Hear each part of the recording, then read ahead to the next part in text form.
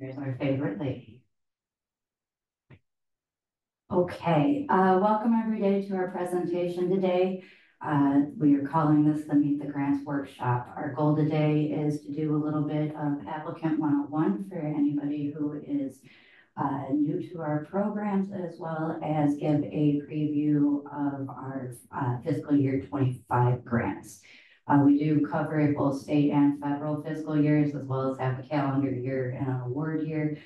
So to the greatest extent possible, we will try to be very clear about which year we are talking about.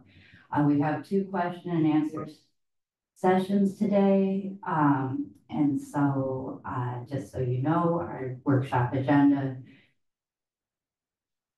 okay,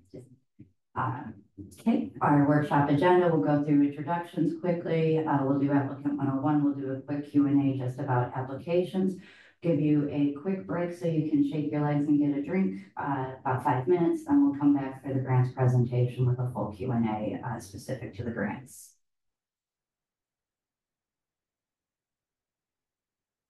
And so we'd like to know just a little bit about you guys. And so we do have our poll running. And so we've got, oh, everybody was really cool and just went ahead and answered all of them. I was going to do them phased, but that's all right.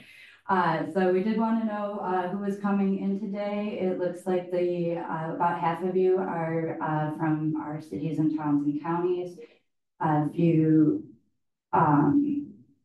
RPC members, nonprofits are about 15%. We've got a few utilities and about the viewer consultants. So it's good to see a wide variety here today.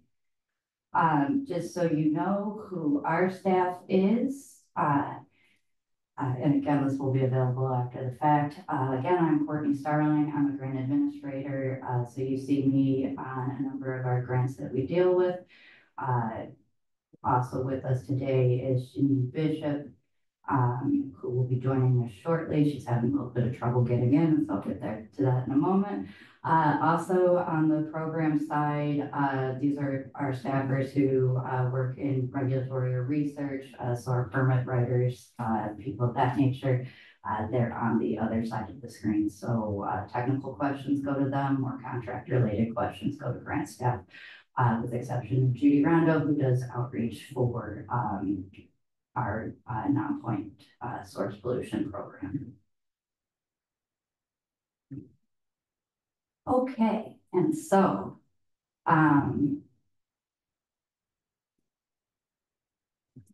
with 1 second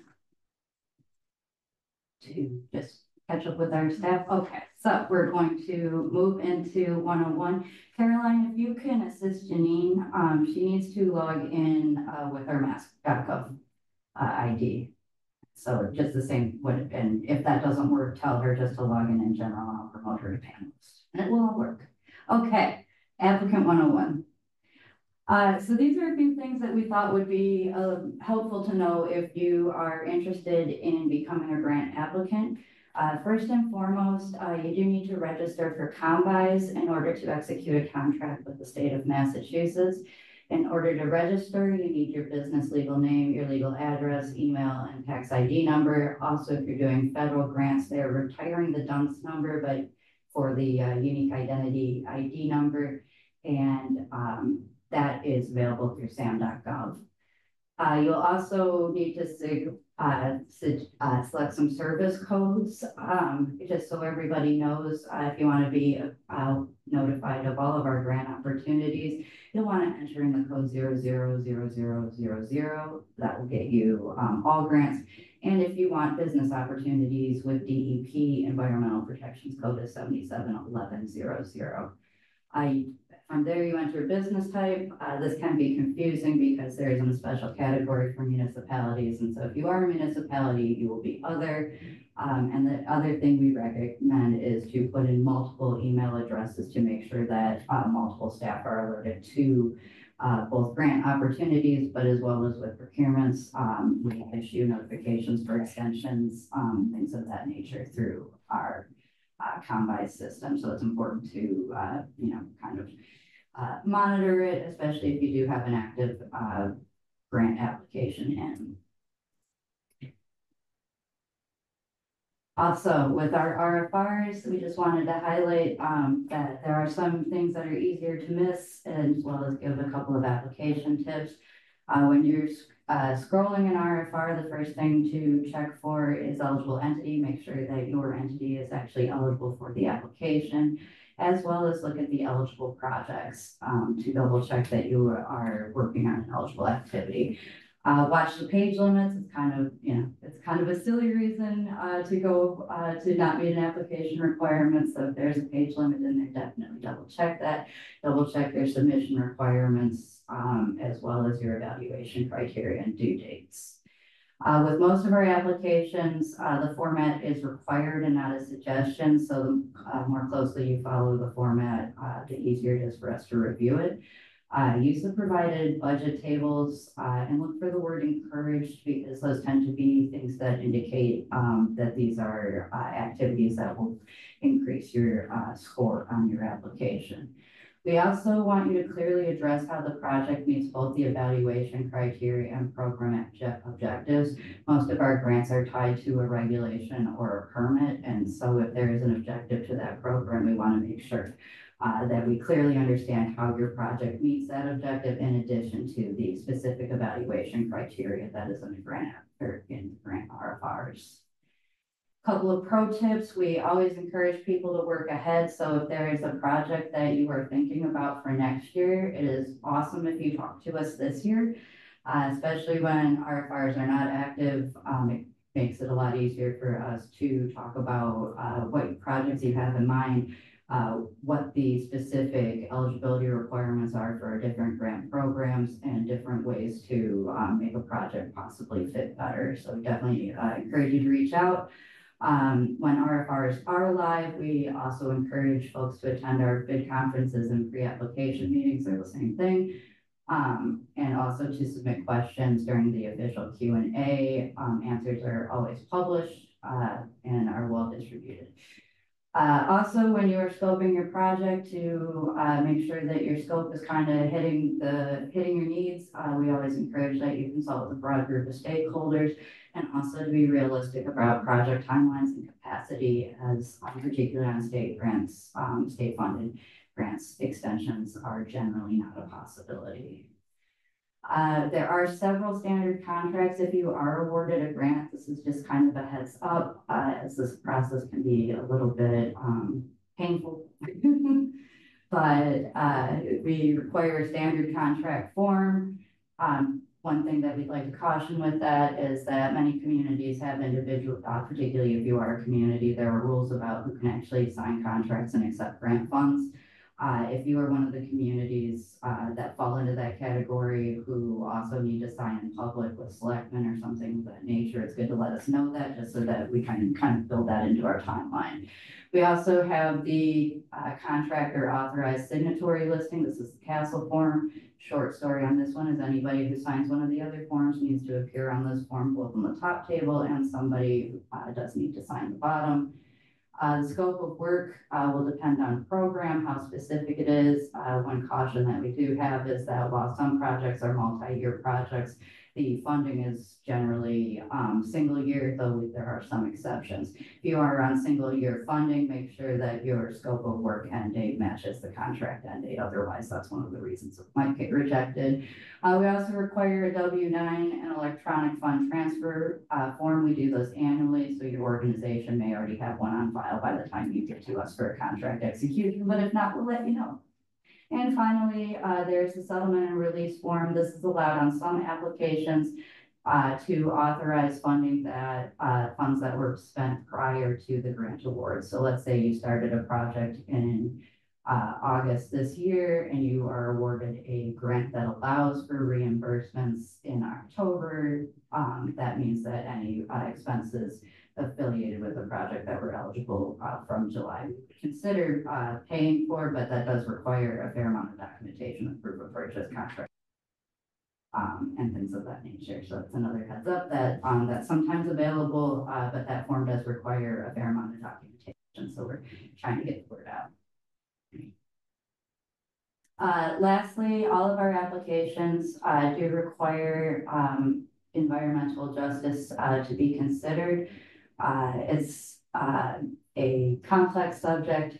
We have a number of criteria that were established by the state that are a mix of income, language, and ethnicity based, that indicate a preponderance of an EJ population in a given place. However, one thing we would like to note is that environmental justice can include more than just physical location. We encourage people to actively solicit input from EJ stakeholders. We encourage folks to seek out partnerships and meaningfully engage with stakeholder groups, and also ensure equitable access to project communications and outcomes.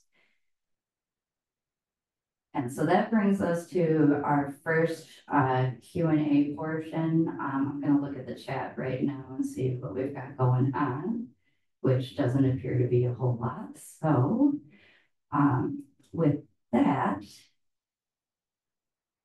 I'm going to switch it over. Okay. Don't see anybody having submitted questions. So at this point in time, if you do have questions, feel free to drop those into the chat and we'll take a look. Otherwise, we can move forward to our next portion.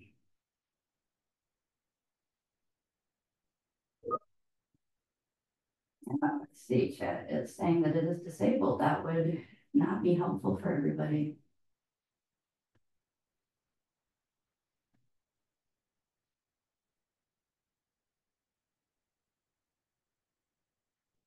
All right, sorry about that, folks. I have just adjusted the chat, so folks should be able to drop questions into it now. And I also see a question in Q&A.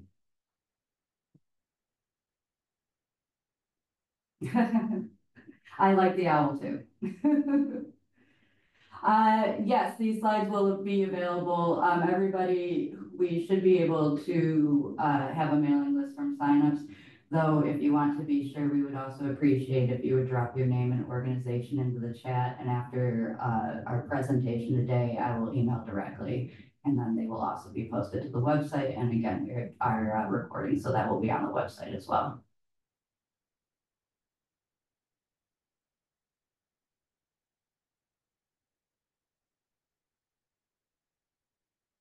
Okay.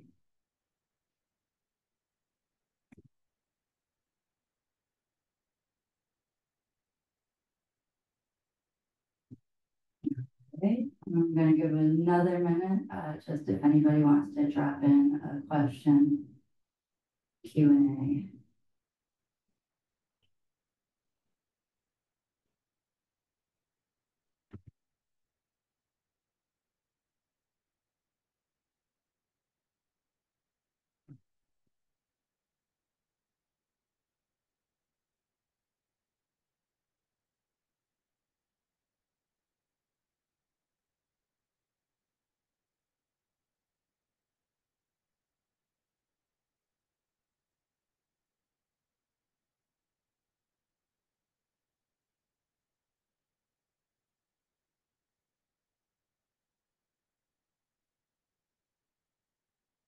All right, just give a minute on that.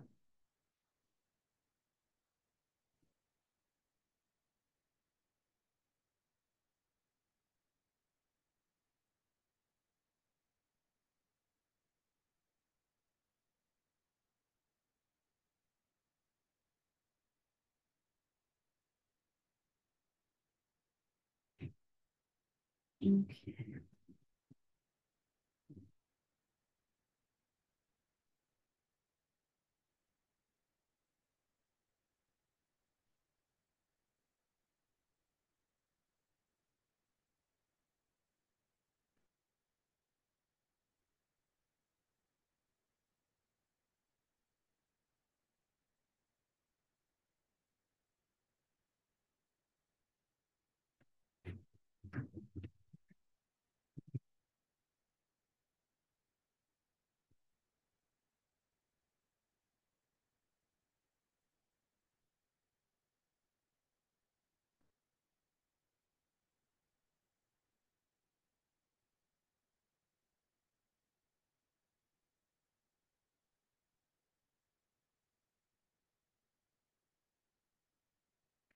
Thank you, guys.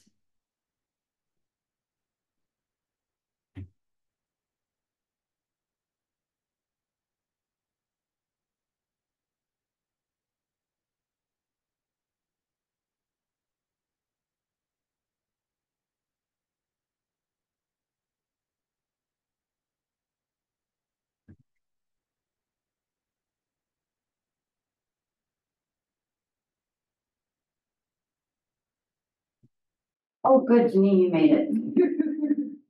Hi, Rachel.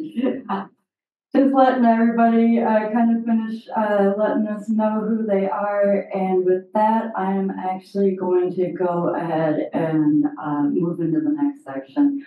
We're moving a little faster, which is lovely. So I'll actually give you a quick break before we get into question and answer on this one, as I suspect there will be more. And so I just want to make sure that we've got Judy. Hi, Judy. All right, you guys, I'm handing it over to Judy Rondo, our outreach coordinator. All right. Well, good afternoon, everybody. So as Courtney said, I'm Judy Rondo.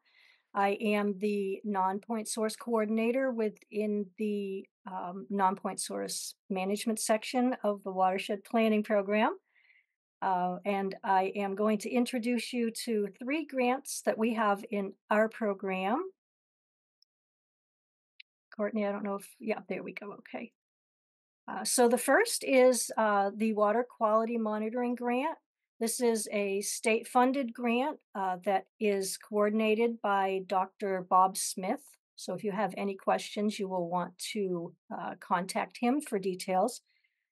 So the Water Quality Monitoring Grant funds water quality monitoring and capacity building that lead to the development of regional and long-term monitoring programs.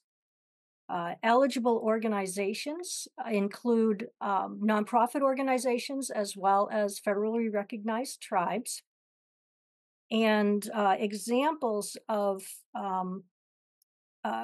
proposals that we typically get include the purchase of equipment and supplies, lab fees for the analysis of samples, services that are associated with retaining a consultant, purchasing data management tools, and general maintenance for equipment such as calibration and repair.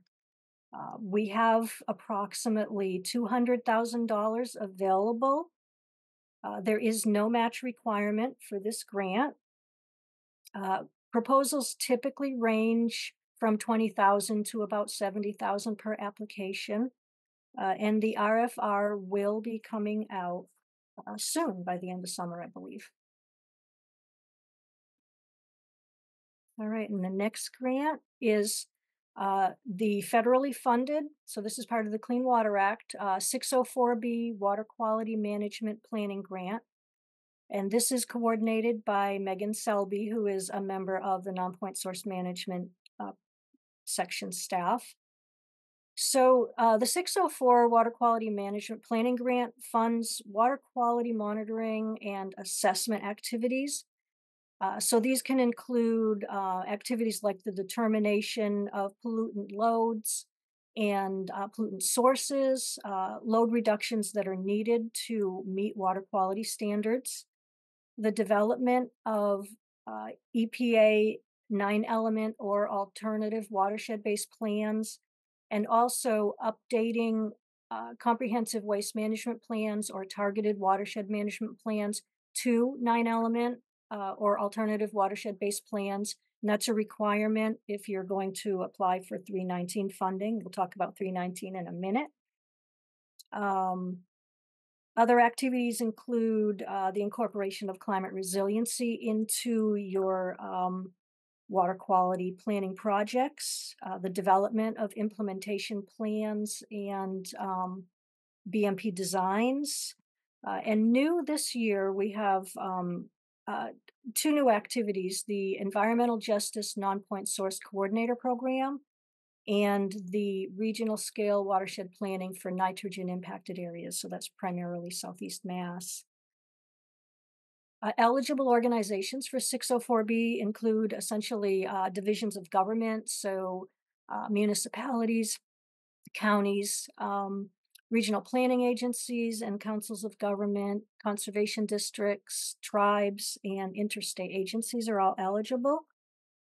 So we just closed our last round this past May. We had about $900,000 available.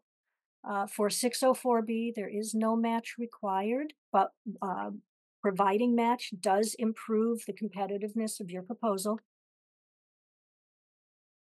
Um, and as I said, we just closed the grant in May, so we're currently evaluating the applications, and we're anticipating that the next round will be um, offered in the spring of 2025. And the third grant that we have is, again, another Clean Water Act Section 319 Non-Point Source Implementation Grant. So this grant funds implementation projects and capacity building to restore impaired waters or protect healthy waters. Malcolm Harper is the grant coordinator. And we have two basic types of projects that we fund through 319. Implementation projects, which essentially are best management practices to restore impaired waters or protect healthy waters. We also fund a small number of capacity building projects, and these can include non-point source regional coordinator, environmental justice coordinator, and agricultural non-point source coordinators. So these are three programs that we fund to conduct non-point source planning on a regional scale. We also fund projects that involve technology transfer, so pilot projects, things like that, are testing out um, uh, new technologies or new projects to reduce non-point source pollution. We also fund projects to study the feasibility of developing regional stormwater collaboratives. So we won't directly fund an existing stormwater collaborative, but we will fund the activity that's involved in determining whether or not your community would like to develop one. And we also fund implementation projects. This is new this year, that restore impaired waters in nitrogen impacted areas. So eligibility for 319 is much broader than 604B. So any public or private organization or interstate agency is eligible. For the most recent grant round, which closed in May, like the 604B did, we had about $3.1 million. We do have a requirement for 40% match. However, we have been working within the state to identify sources so that we can waive that match. We were able to waive it completely in this past grant round, and we're hoping that we will be able to continue to do that in the future. Because the applications just closed in May, we're currently in the evaluation process, and we believe that we will be offering this grant in a 2-year cycle, so the next RFP will probably not be released until the end of 2025. That's it for me. Thank you.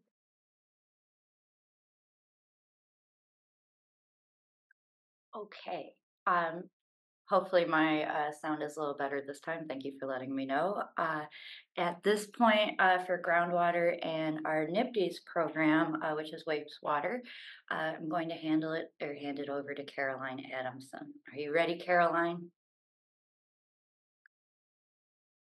You might want to unmute though. Ready, ready. Can you hear? All right, so we'll start with the MS4 grant. The MS4 is a small municipal separate stormwater sewer systems permit. The MS4 grant program funds collaborations to perform activities that meet MS4 permit requirements. So for any municipality who would like to apply, please note that the activities should be in partnership with another town or towns. And on the current slide are eligible activities for this grant program. One thing that the MS4 permit requires is for each town to implement a public education and outreach program that reaches 4 different audiences, and that includes messages that are most relevant to that community. So this is a common activity that grant applicants will request funding for. The RFR for this opportunity is currently live, and applications are due to Courtney via email by 5 p.m. on September 6, 2024. Applicants may submit written questions via email by 5 p.m. tomorrow, August 16th. So if you have any questions on this grant, I would get them in as soon as possible. And official responses to these questions will be posted by MassDEP on or before August 30th, 2024 at 5 p.m. Courtney, you can go to the next slide.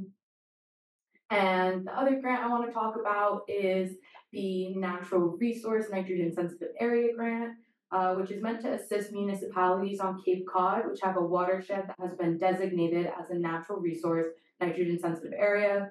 You may often hear this grant program abbreviated to the NRNSA grant program. Please note that this grant program is limited to planning activities that contribute to a watershed permit. You can see on the screen now activities which contribute to a watershed permit and some example projects that would be eligible for funding. These activities must be in relation to an impaired watershed on the Cape, and eligible entities are limited to Cape Cod municipalities with a natural resource nitrogen sensitive area at this time. There is an increase in funding this year for this grant program. Last year we had about $300,000 available, and we've increased, luckily enough, to the amount on the screen. And the RFR is expected to be released in the coming weeks. So if you are on my NSA outreach list, you'll be notified about that as soon as it's up and live. I'll set here, Courtney. Okay. We are moving into the Water Management Act program. I will apologize, as Jen Durso is our staff for this program, and she is running a little late, so you will be stuck with me for this, but she will be available for questions afterwards. So if you've got more technical questions, I hope to do this justice, and but she will be available shortly. The Water Management Act grant is a grant that funds public water suppliers with a Water Management Act permit application, or registration. The purpose of the Water Management Act is for us to comprehensively manage our groundwater supply, and our goals right now are focused on sound water management and mitigation. Eligible activities under this grant include planning projects as well as implementation projects, so both planning and implementation through construction ready. So if you do want to do construction with this funding, we do ask that your project is shovel ready.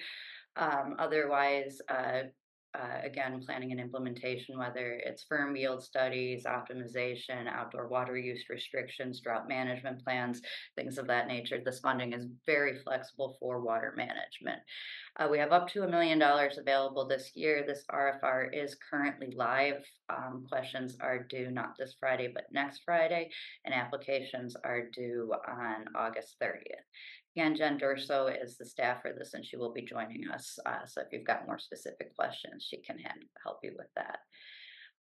The Ipswich River Basin Grant, Ipswich River Water, this one is a tongue twister for me. The Ipswich River Basin Water Supply and PFAS Grant operates very similar to the Water Management Act grant in terms of eligible projects and activities. However, this is specific to the Ipswich River Basin. This program was offered in state fiscal year 24. We are hoping to offer it again for state fiscal year 25. If we are able to offer it, it's pending funding approval. If we are able to offer it, it will be upcoming in the next couple of weeks. Again, similar to Water Management Act, we are looking for shovel-ready projects, interconnections, PFAS mitigation, infrastructure design, feasibility studies, things of that nature. So again, this is both planning and implementation in terms of its scope, but it is specific to the Ipswich River Basin or folks who have water sources within the Ipswich River Basin. The last opportunity under water management is the M36 water audit opportunity. I call these WADITs, so just bear with me. The WADITs are more or less they don't operate entirely as an entitlement program, but if you need one and let us know that you are interested when you respond to our request for interest, that puts you in the hopper in order to get a WADIT. There are two different types, top down and bottom up. That is the type that you use kind of varies on the needs of your own system. The purpose of these is to figure out unaccounted for water within a system to find out where water loss is occurring. To help with, again, mitigating total use of groundwater. Oh, and Jenna's here with us. God bless her. Jen, is there anything you'd like to add as I just did the lightning round? No, I'm sorry. I had another meeting. I apologize for being late. So no, I'm good with whatever you said. I'm sure it was completely accurate. Again, we will take specific questions at the end that will go with hand raising, and you will be allowed to actually talk to, just so everybody knows. So get ready. Got it.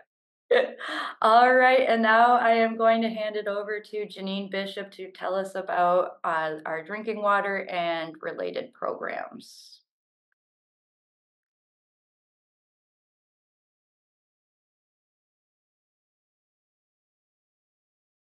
Janine, Caroline, where'd you go?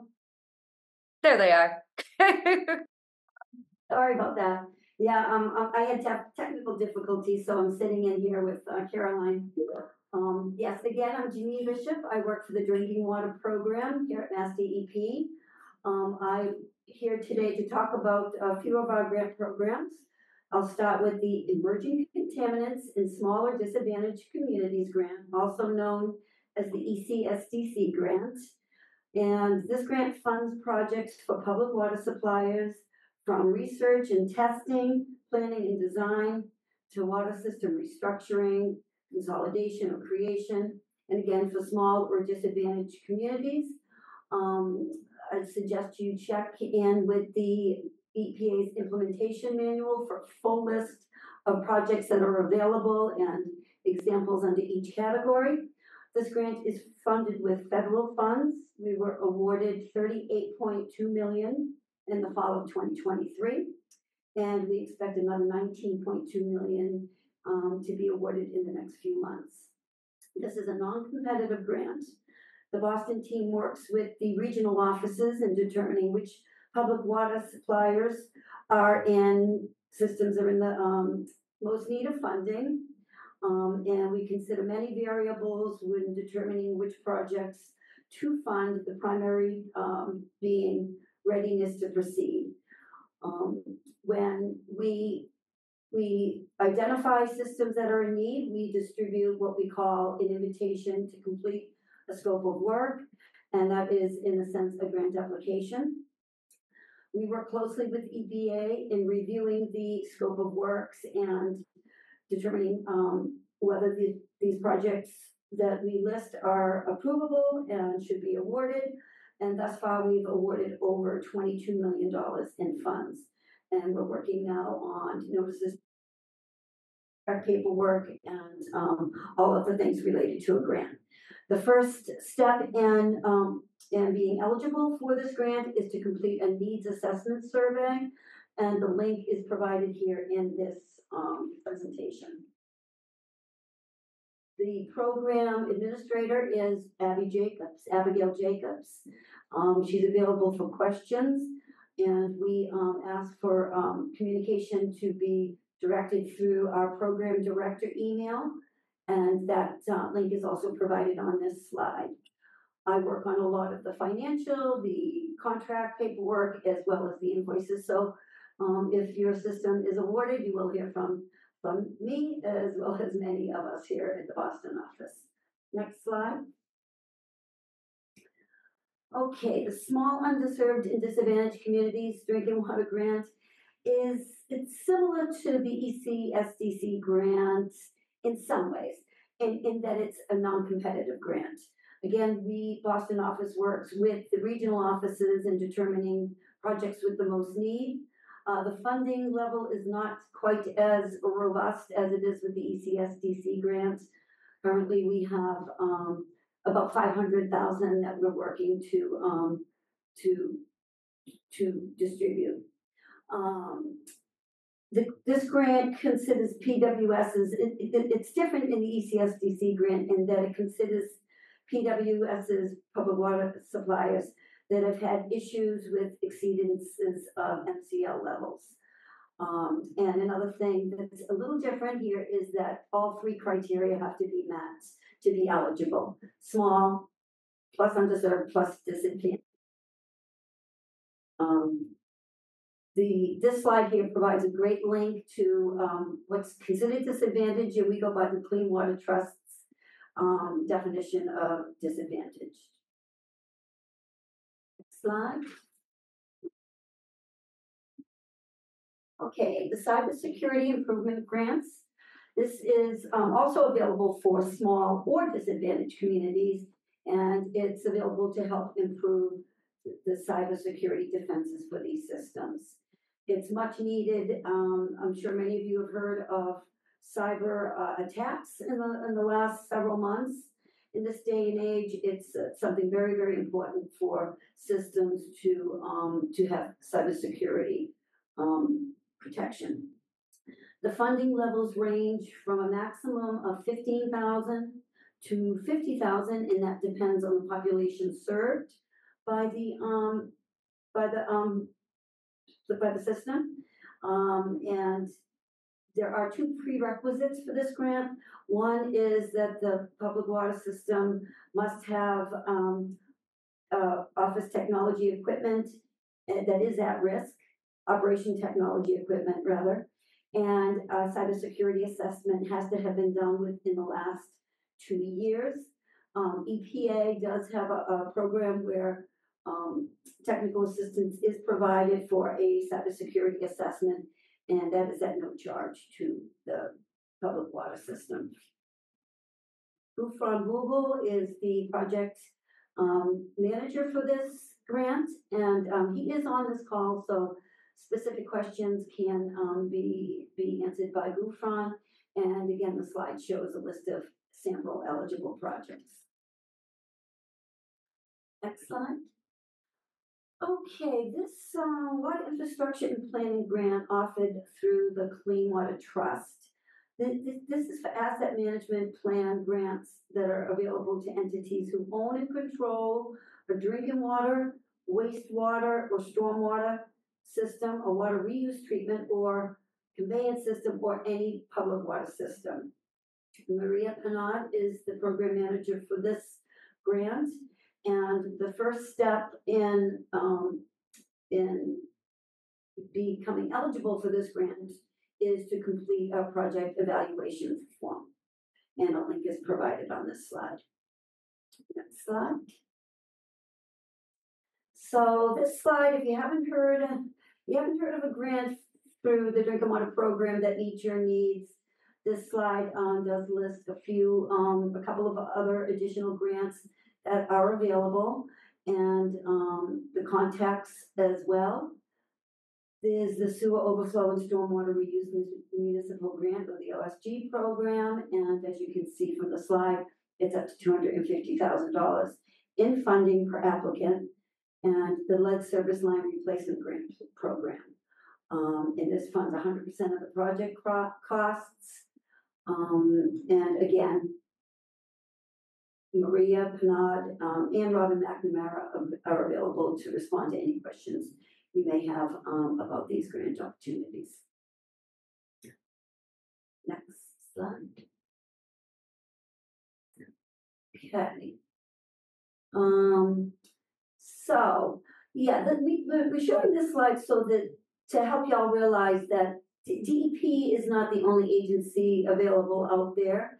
If we are able to provide a grant that will assist you in your needs, you should check out other agencies within the Commonwealth. And Courtney has created this slide to identify some available options. Just to continue on what Janine has said, I consider these, we call these our grant cousins that are offered. DEP is under EEA, the Executive Office of Energy Affairs, and so is DCR and a few other agencies. So these are some of our cousins who do related work. One thing to highlight is the Clean Water and the Drinking Water State Revolving Fund loans. The last person, or the last slide, had several of the grants that are offered through the State Revolving Fund. We call that the SRF.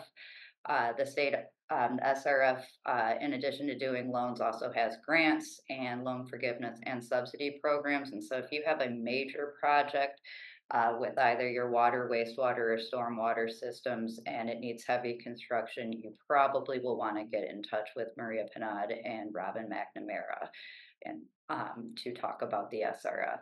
The Water Utility Resiliency Program is also offered by DEP. This is assistance to make utilities more resilient to climate change.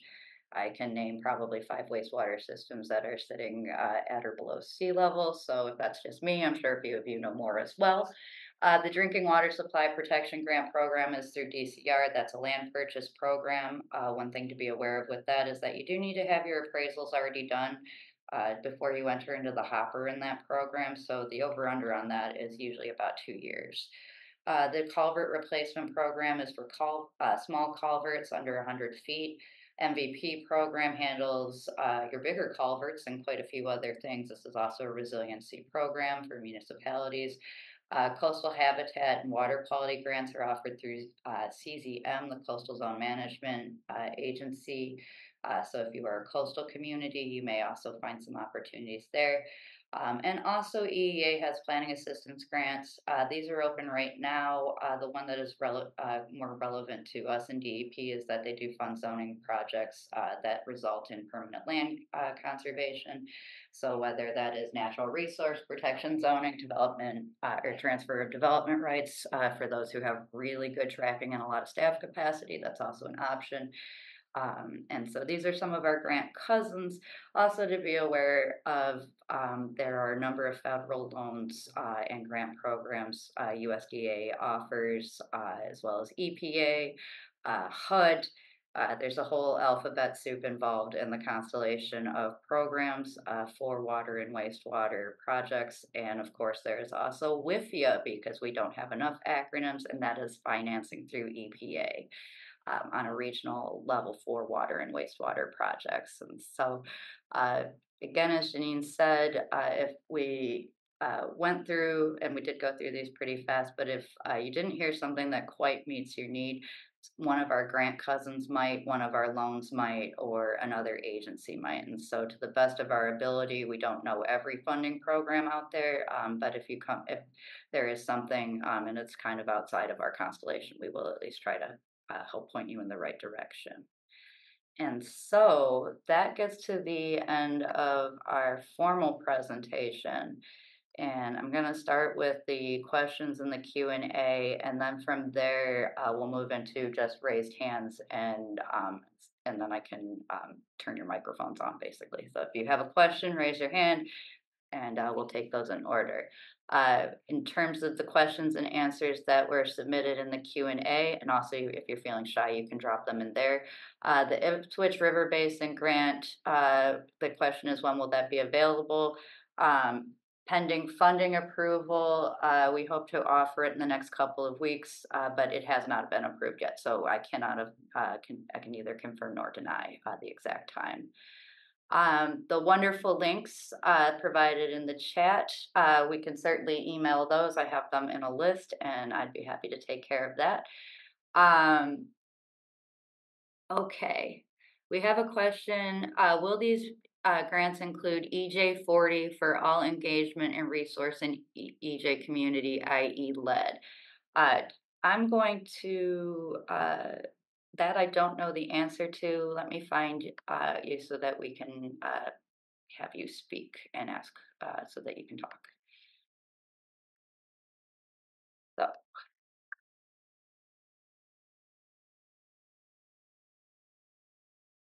Okay. Mr. Andrade, if you are here, if you'd like to ask your question so that we can talk about it, that would be super helpful. Well, I wasn't prepared to talk about it. I just was asking a question. I thought y'all would have that. Well, it's simple for me.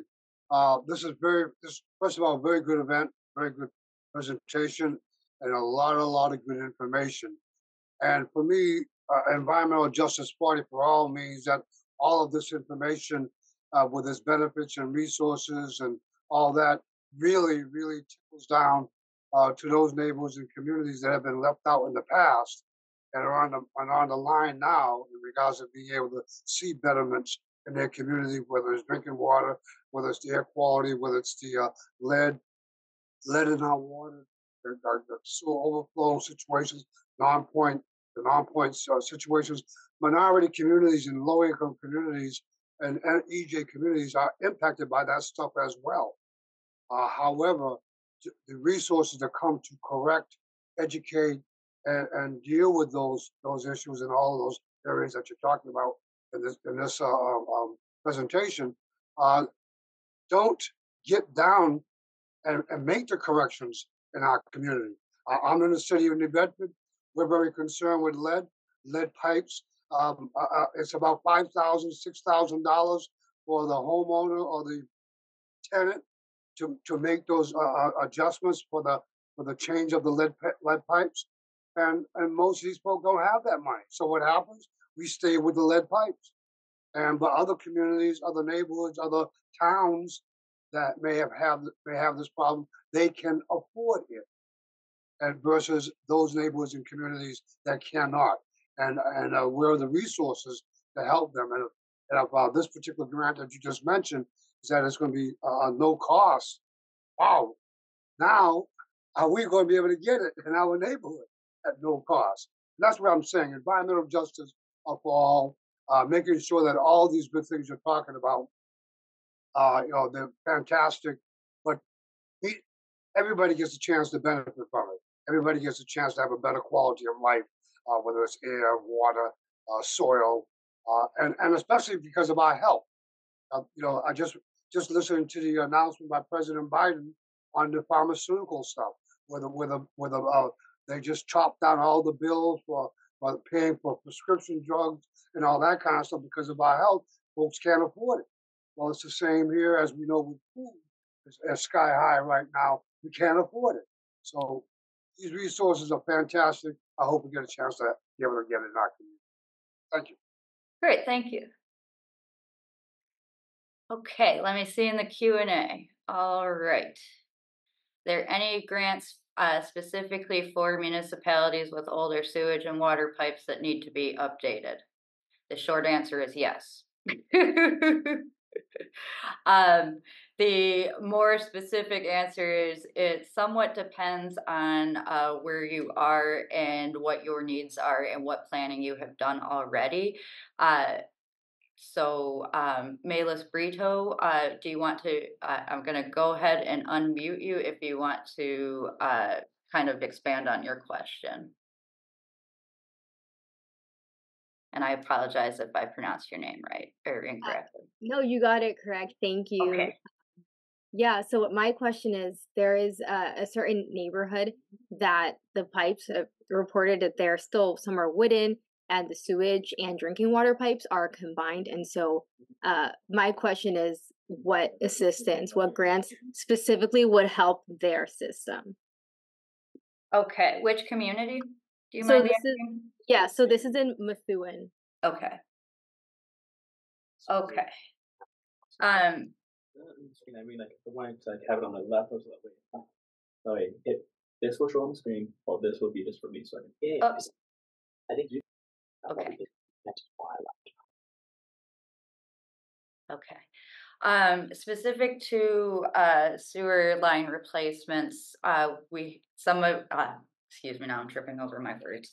It Again, it really is going to depend a little bit on what has already been mapped, and so there's a bit more. There's a bit of a process with it, and so do you know exactly where they're located, and have you designed?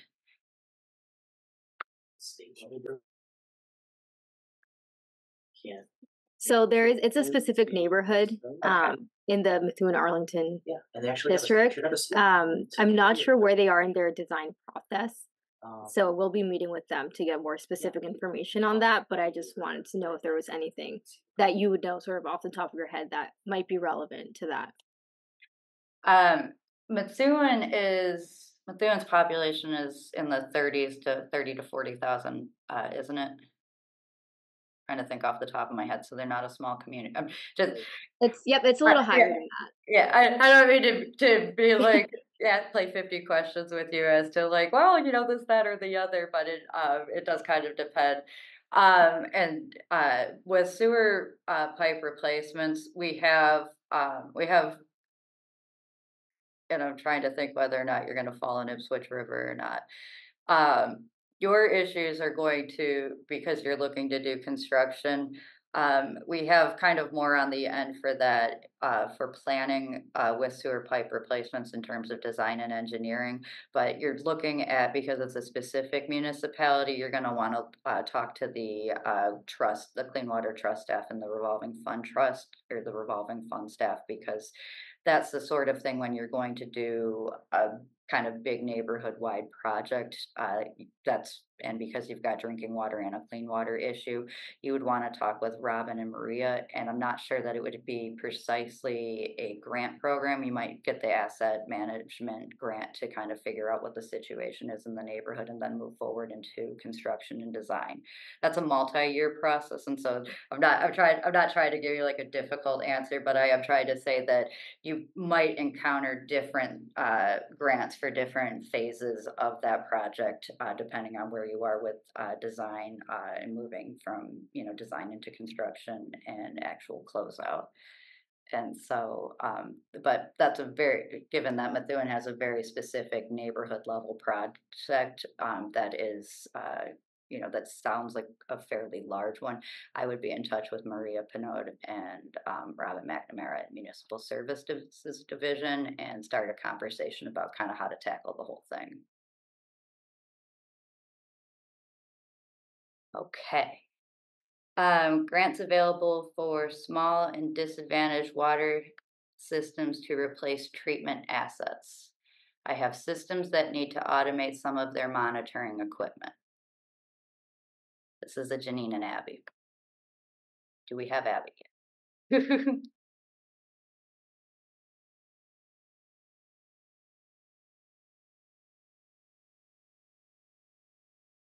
Hi there. Oh, there we go. There's the unmute. All right, I'm sorry, can you repeat the question? Okay, this question is, are there any grants available for small disadvantaged water systems to replace treatment assets? I have systems that need to automate some of their monitoring equipment. So it's improvement to their water treatment system? Yes. Yes. Are they a small or disadvantaged community? That's what they say. Oh, okay. The ECSD, do they have a PFAS issue? They did not say in the question, and they're anonymous, so I'm not sure who submitted that one. But to your point, I suspect that this is the difference between whether or not it goes to the PFAS, the Emerging Contaminants Program, or just the small or disadvantaged water program. Yeah, and remember the smaller disadvantaged program does need to have a history of non-compliance. Okay. So for that question, it'll be either this program, the small underserved and disadvantaged, or the emerging contaminants program. If it's not to address an emerging contaminant, yeah, it would not be be eligible for the emerging contaminant. That's a Oh, very, she says no PFAS, so no contaminants. yeah, emerging contaminant is the emerging contaminants program, if you could go back, is for emerging contaminants and primarily PFAS. And I'm sorry if I neglected to mention that. That's a very important point. And in primary contaminant of PFAS, we're seeing a lot of applications with manganese, but to improve equipment and maintenance of equipment, this grant is not the grant for that kind of issue. And neither would the next slide, the small, underserved and disadvantaged community. Because that is, again, Oh, you cut up. Oh, I know. I cut off. Yeah. Yeah, all three of those have to be met, those criteria: small, underserved, and disadvantaged, and also have MCLs that are that are out of compliance, and a history of that. For our viewing public, Janine, who are not familiar with MCLs, can you tell them what that is? Oh, okay. Okay. That is going over help me here with the acronym. Contaminant level, the maximum contaminant loads. Level. Sorry, I went blank there. And again, they have to have a history, and it has to be within the last 5 years, and it has to be documented in MassDEP's regional office systems. So for improving and upgrading equipment, neither of those grants would be a match. We have another question from the National River Watershed Association. They conduct water quality monitoring. As a quick answer to that, they are asking if we will be doing freshwater quality monitoring projects this year. We do have the water quality monitoring grant. We anticipate that RFR will be live in the next couple of weeks, and so that's coming up soon. They also have a question about looking to revive their culvert replacement program. Are there grants available for culvert assessments? Yes, there are, but they are through DCR, Department of Conservation Resources, and that is specifically their culvert replacement program. Again, they handle small culverts, which are considered 100 feet or less.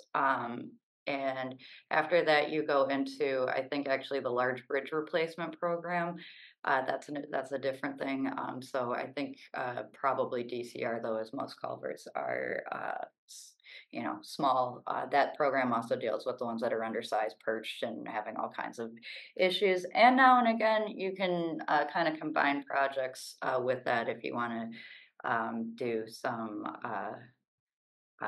Sometimes a rail trail will combine with that, or some sort of other recreational resource when we're dealing with culverts. So that also kind of depends. Broadly, though, if you're doing culvert assessments, I would think that might be eligible under MS4 if it's at a regional level, as the National River Watershed Association works at. So that could potentially be available over there. Okay. That is what I have in the written Q&A. I'm going to go ahead and check the chat now, and then from there we'll go to our raised hands.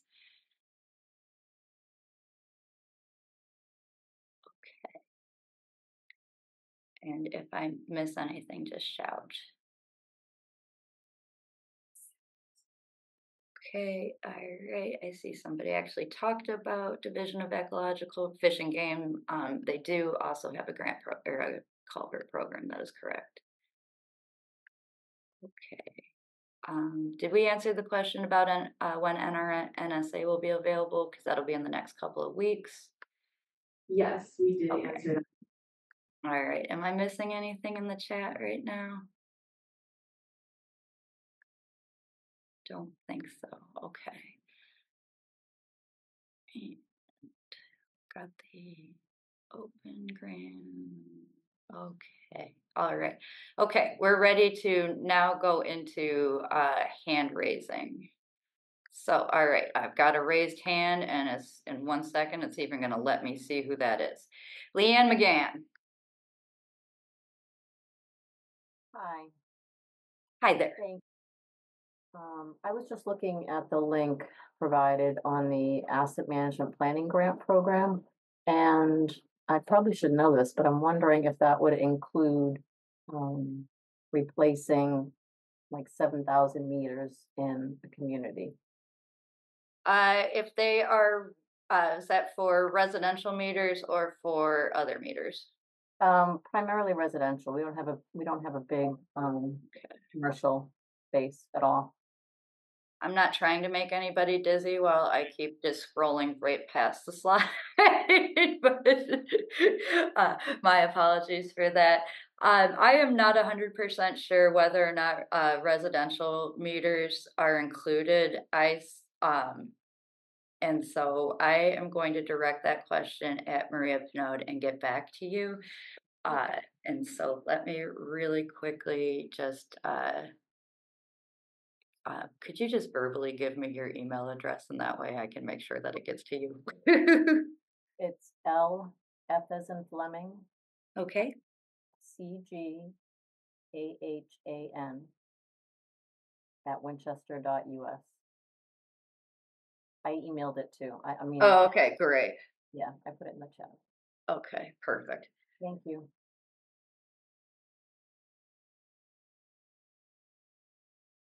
Okay, do we have anybody else with questions? Just feel free to raise your hand.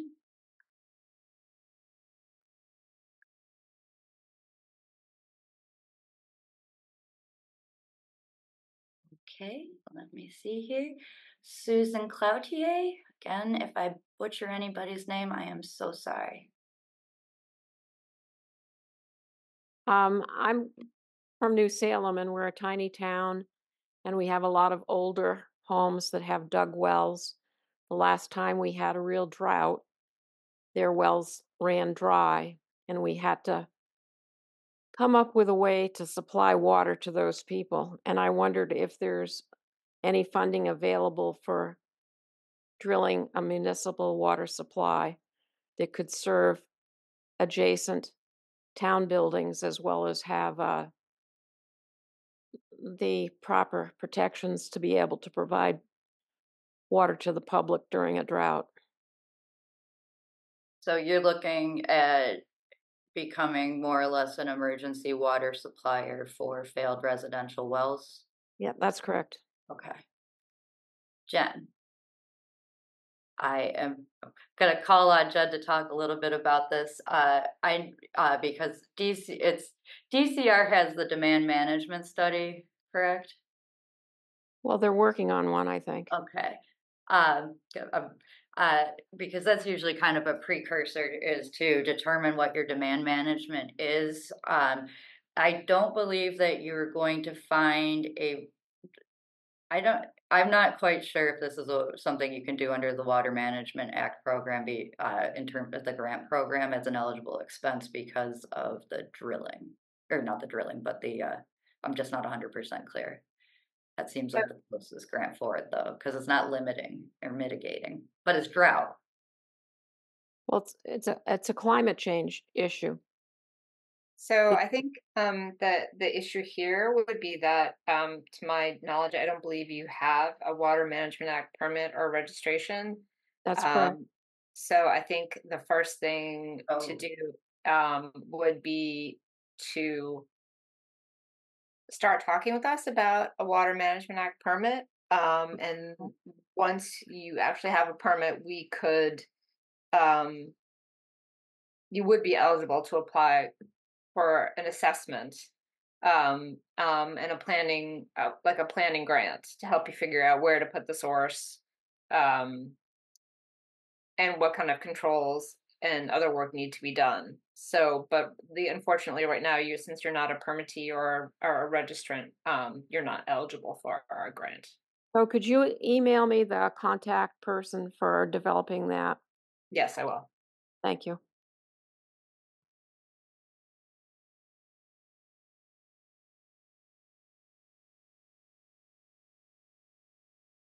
Okay. We've got room on the floor if we've got any questions.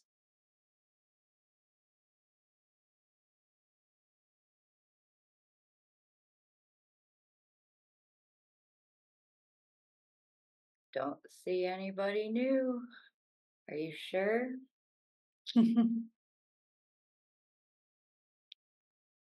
Okay. I know that we had, the poll was already open, when everybody came in. One thing that we are very much interested in is, whether or not, people are interested in additional trainings and what training needs there are.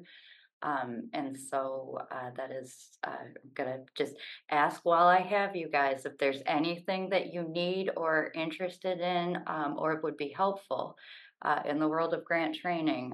Go ahead and raise your hand, and we'd love to hear it so that we can try to meet those needs.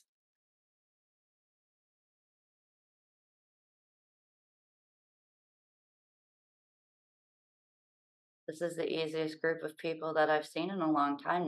Nobody. Okay, folks. All right. So, with that, then, if I can't force anybody to ask questions. Oh, there we go. Navigating competing forces of economic, housing, and environmental water supply and sewer system.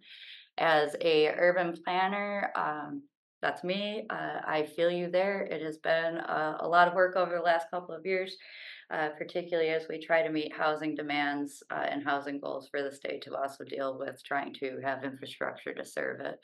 And to Mr. Murawski, sorry, I'm butchering.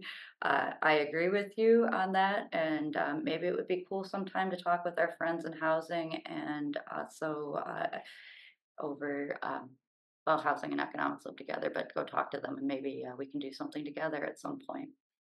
And particularly because the SRF does work with the Housing Choice program. And so if you do have a Housing Choice designation, you are eligible for specific loan terms through the SRF program.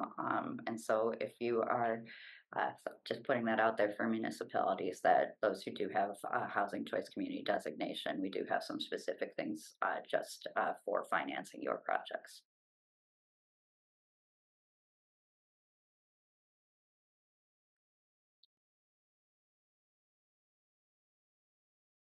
See here. Oh, okay. We're getting more. See, we're getting some questions here. Over 75% of Wellfleet is within NRNSA. They've submitted their NOI and expect to file this fall. Grant writing is new. Are there any writing workshops or mentors available for navigating the process? Okay, so there are some resources available through the state's website. This is a question from Heath Martinez. However, feel free to email me, and I'd be happy to talk basically endlessly to anybody who wants to talk about grant applications. I'm putting my email address. Oh, that went directly to, that didn't go to everybody, but let me drop my email address in the chat. And if you want to talk about kind of more specifics about proposal writing, I'd be happy to have that conversation. Just go ahead and email me. There's more than one person interested. Perhaps we can set something else.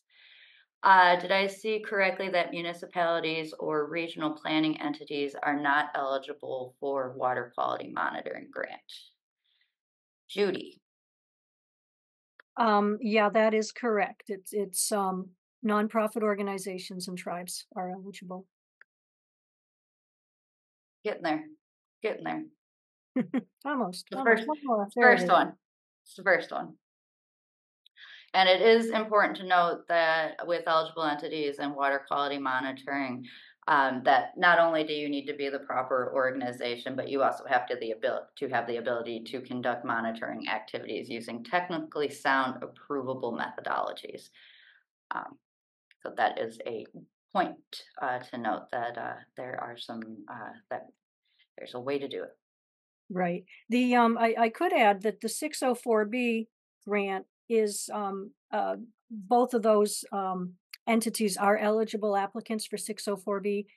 And you can do water quality monitoring under 604B, but we typically prefer that it be, or I should say, it's more competitive if it is associated with another action, like you're doing monitoring because you're trying to identify a pollutant source that you will then develop plans to address, or you're doing monitoring work because you are going to be preparing a 9-element watershed-based plan.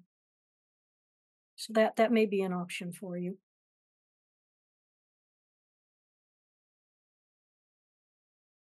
Okay, we have a question. Rich, I see your question. We can talk about that offline. Marie Cost, is there anything similar to the Nitrogen Cape grant and other areas of Mass, such as Buzzards Bay, South Coast, aside from 604B and 319? There is through the SRF, there is a program that is specific to denitrification, that I'm not 100% sure where that is in terms of being launched around the ground, but that does exist. This is another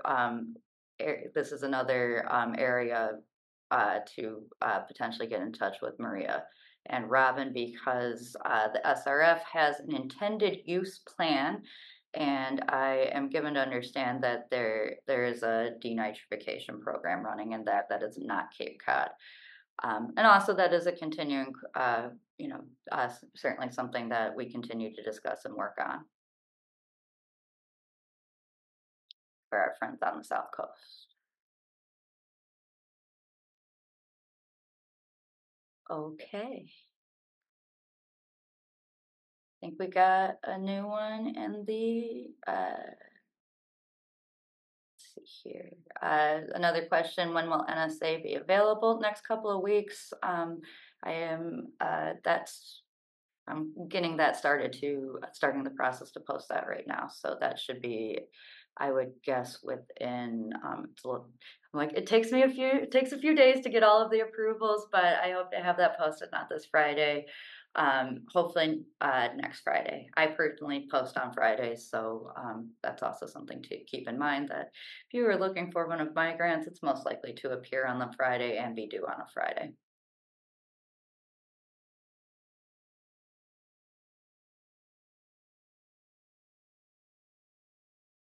Okay. Looking for some hand raisers. Anybody?